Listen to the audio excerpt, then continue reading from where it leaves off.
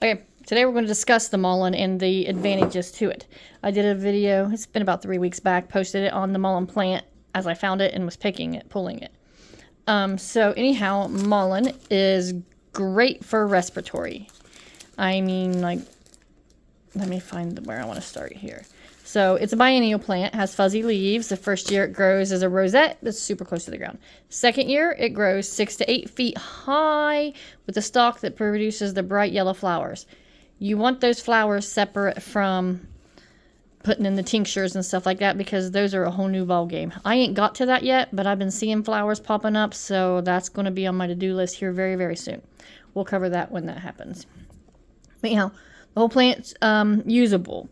So the flowers, they say you can eat them in salads or dry them for remedies or use them fresh in the remedies. But the leaves, they say you can eat those, but ew, if y'all touch the mullein, it's hairy. I got texture issues and it may irritate you. So you know, teach their own. Root, you can eat it, but it's also used for remedies. It's supposed to be really good to make like for salve for like back pain and stuff, I guess. Also ain't got there with it, but this plant is like amazing. Stalks, when you get it all cleaned off and stuff, that can be torches. Dip them in wax, and then you burn them. Let it dry, and then you burn them. Seeds, those are toxic. Do not eat those. Native Americans use them. It's illegal to do that, so we're not going to talk about it. Just know that if you do take the seeds and you transplant them so that you can start your own mullein patch, they have to be exposed to light come spring so that they'll sprout and start growing. So that's good to know. Don't put them in like the shady spot in the woods where you think nothing will run over them because they won't grow there either. So you got to put them where they'll get sun, get some light to make them start growing. So, and when you get the seeds, they're dinky little. Like I can't even explain to you how little they are, but they're super small. And each stalk has hundreds and hundreds and hundreds of them. So anyhow, I don't have one with me to show the stalks because I'm waiting on the flowers to be done. It's also considered nature's toilet paper due to the leaves being all thick and fuzzy. I have been told that that is not the greatest of ideas because it leaves little fuzzy hairs behind. So, you know, you get your options. You're going to have a stanky butt or a fuzzy butt. So, I don't know, each their own, but just don't use poison ivy. Who cares? Anyhow, on a new note, it's an expectorant. It helps to expel up the mucus. It helps to get the mucus broke up and get it out of you. It's excellent for treating respiratory issues such as bronchitis, COPD, asthma, cough, respiratory distress, common cold. Anti-inflammatory properties and is antiviral. Provides a soothing relief to your bronchial issues. Now, my mom had lung cancer. She's got the whole top lobe out of her left lung removed. And every year she gets sick. I started her on the mullein tincture. She swears by this stuff. She said that it has really, really, truly saved her. It's kept her out of the hospital and all of that. This is one of my bottles of mullein tincture. I did a class for it, and we passed it around, and everybody got to take a dose of it. It is not good. I mean, it's not, you know, it's vodka and weeds. So, you know, you get what you are making here. But it ain't flavored good, but it does a good job. I take it with a chaser. That's the color of it.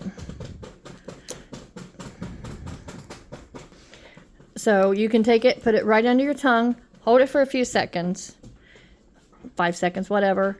Do the whole dropper load is what I do. My daughter, she's 8. I give it to her, again, because, you know, it's alcohol infused, but it's not alcohol-y anymore. You're not going to get drunk by this. But she does about this much under her tongue. But as soon as she starts feeling any kind of allergy, coffee stuff coming on, she comes to me and she starts this mullein. So it's great stuff. The tincture, and it's super duper easy to make. So we'll discuss that here. This is some of the tincture right now setting. But so anyhow, uses of mullein again. Get back to it. Respiratory, great for respiratory. The flowers are good for the ears. And they say it may help with your urinary issues. I haven't tried that, but it does help with your breathing. Let me see. Extract can be used to help treat roundworms and tapeworms. You can treat staph infections, E. coli bacteria type stuff. It's an inhalation, eases respiratory congestion and asthma symptoms. Boil your water, add dried mullein leaves, and inhale steam. Now this is, as you can hear, dried out mullein. I have picked it several, 3 weeks ago, and it's dried out. This is what I would use to make like my tea with, to make my tincture with, which is what I'm going to do. This is one that we have already used the tincture with. And I've got the root still attached. It's dry. Really dry. I'm going to figure that out separate. But they say the rosette's root is better. So, but once you pull it by the root, you know, it's gone. It ain't coming back next year. And it is a biennial plant. So it takes 2 years to get this big, which gets over 6 feet tall once you get your stalk on the top with the flower and all that good stuff. So anyhow, this is dried. Hang it up, lay it out, do whatever you want to get it dry. It's still fuzzy. Can y'all see it? A little bit. There you go. So it is still fuzzy to it. It doesn't leave gritty or nothing on my hands though.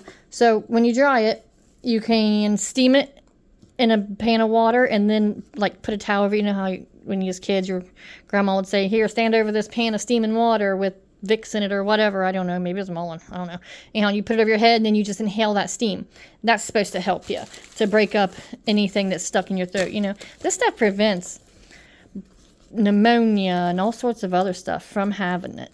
The flowers are used for ear infections. When I get those, we'll go over that. That'll be a video of its own because it's super informational. You can make salve, make poultices to do skin and inflammation. But a lot of times it's just dry the leaves. So I literally pull it, hang it, dry it, and then I get back to it when I get to it. So, yeah, that's all about mullein and some awesomeness. There's more to it than that. I mean, it's an amazing plant. I'm still learning a lot as I go. But I do recommend mullein. I highly recommend mullein. I personally take it. My family personally takes it. I mean, it's just an amazing medicinal plant because, you know, the earth provides what we need. You just got to look for it. And right now, driving down the road, I've been rubbernecking and seeing it. And I'm like, oh my gosh, there's yellow flowers. I need to stop. But some of these roads you can't stop on. They're curvy.